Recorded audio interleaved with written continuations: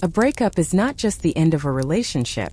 Psychologically, it is the collapse of a shared identity, a future that once felt certain, and an emotional bond that the brain had learned to rely on for safety and meaning. That is why breakups can feel less like sadness and more like withdrawal, confusion, and even physical pain. To recover faster, one must first understand what truly happens inside the mind when love ends. Why breakups hurt so deeply. Human beings are wired for attachment. From infancy, the brain learns to associate safety, comfort, and survival with emotional bonds. Romantic relationships activate the same neural systems involved in attachment to caregivers. When a relationship ends, the brain interprets it as a threat to survival, not merely an emotional loss. Neurochemically, love is supported by dopamine, oxytocin, and serotonin. Dopamine reinforces desire and motivation, oxytocin creates bonding and trust, and serotonin stabilizes mood. When a breakup occurs, these chemicals drop suddenly. The brain enters a state similar to addiction withdrawal. This explains the obsessive thoughts, emotional volatility, insomnia, loss of appetite, and compulsive checking of messages or social media. The pain is not weakness. It is biology, the shattering of identity. One of the most underestimated aspects of breakups is identity loss. Over time, partners merge routines, language, future plans, and even self-perception. The brain begins to think in terms of we instead of I. When the relationship ends, the self-concept fractures. This identity disruption creates a sense of emptiness. Many people mistake this emptiness for missing the person, when in reality, they are grieving the version of themselves that existed within the relationship. The mind struggles because it has not yet rewritten its internal narrative. Recovery accelerates when one understands that healing is not about getting over someone, but about rebuilding the self. Why the mind replays the relationship. After a breakup, the brain becomes a courtroom with no judge. Memories replay endlessly, searching for meaning, mistakes, and alternate outcomes. This rumination is the mind's attempt to regain control over an event it did not choose or fully understand. Psychologically, uncertainty is more painful than rejection. When there is no clear explanation or emotional closure, the brain keeps looping, believing that insight will reduce pain. Unfortunately, excessive rumination reinforces emotional attachment instead of dissolving it. The mind does not heal by reanalyzing the past. It heals by creating a future that no longer depends on it. The illusion of closure. Many people believe they need closure from their ex to move on. In reality, closure is an internal process. Waiting for someone else to explain your pain keeps your emotional power externalized. The brain remains stuck in a dependent state, hoping for relief from the same source that caused the wound. True closure occurs when the mind accepts uncertainty without resolution. This acceptance signals safety to the nervous system, allowing emotional deactivation to begin. Recovery speeds up the moment you stop asking, "Why did this happen?" and start asking, "Who do I become now?" Attachment styles and breakup pain. Not everyone experiences breakups the same way. Attachment styles play a major role in how pain manifests and how long it lasts. Those with anxious attachment often experience intense fear of abandonment, obsessive thinking, and a desperate need for reassurance. Their recovery is delayed because their nervous system remains hyperactivated. Those with avoidant attachment may appear unaffected, but often suppress grief until it resurfaces later as numbness, irritability, or emotional shutdown. Securely attached individuals still feel pain, but their nervous systems regulate faster, allowing them to process loss without losing self-worth.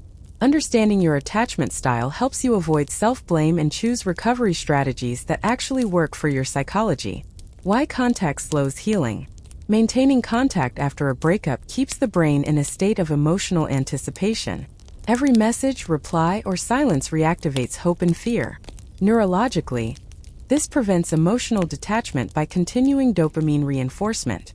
No contact is not about punishment or pride. It is about allowing the brain to recalibrate. Without new emotional input, the neural pathways associated with the relationship weaken over time. This is how emotional bonds dissolve naturally. Healing does not begin when the relationship ends. It begins when emotional access ends. Grief comes in waves, not stages. Contrary to popular belief, breakup grief does not follow a neat sequence. comes in waves. Some days feel peaceful, others feel unbearable. This inconsistency confuses many people and makes them believe they are not healing. In reality, emotional processing is nonlinear. Each wave is the nervous system releasing stored emotional energy. Resistance prolongs pain. Allowing the waves to pass without judgment shortens recovery. You are not moving backward when pain returns. You are moving deeper, reclaiming emotional power. Breakups often create a subconscious belief that love must be earned or that loss defines worth. This belief is dangerous because it ties self-esteem to another person's choice. Recovery accelerates when emotional power is reclaimed. This means separating personal value from relational outcomes. A relationship ending is not proof of inadequacy. It is evidence of incompatibility, timing mismatch, or emotional capacity differences. The brain heals faster when it no longer interprets rejection as self-condemnation. Why distraction alone doesn't heal? Many people try to recover by staying busy, dating immediately, or suppressing emotion. While distraction can provide temporary relief, it does not resolve attachment bonds. Unprocessed emotion accumulates. It leaks into future relationships as insecurity, emotional guardedness, or fear of abandonment. True healing requires intentional emotional processing. This includes naming feelings, understanding triggers, and allowing grief without judgment. Avoidance delays recovery. Presence accelerates it. Rebuilding the self after loss. After a breakup, the brain needs new anchors. These anchors restore stability and identity. Routine is one of the most powerful tools. Consistent sleep, movement, and structure signal safety to the nervous system. Creative expression allows emotional release without rumination. Social connection restores belonging without romantic dependency. Most importantly, self-trust must be rebuilt. This means honoring boundaries, listening to intuition, and choosing self-respect even when loneliness tempts compromise. You heal faster when you become emotionally reliable to yourself. Letting go of the fantasy. Often, people are not grieving the relationship as it was, but the fantasy of what it could have become. The mind selectively remembers intimacy and minimizes incompatibility. Recovery accelerates when reality is allowed to replace imagination. This does not require demonizing the ex, but it does require honesty. A relationship that ended was not emotionally sustainable in its existing form.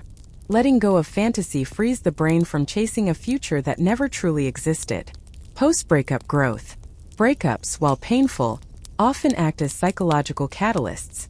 They expose unmet needs, unhealed wounds, and unconscious patterns.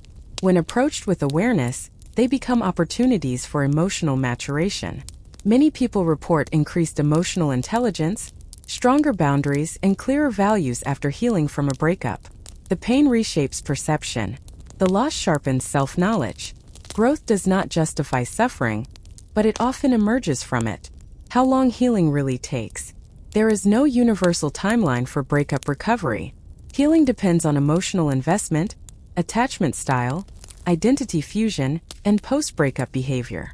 What slows healing is avoidance, contact, idealization, and self-blame.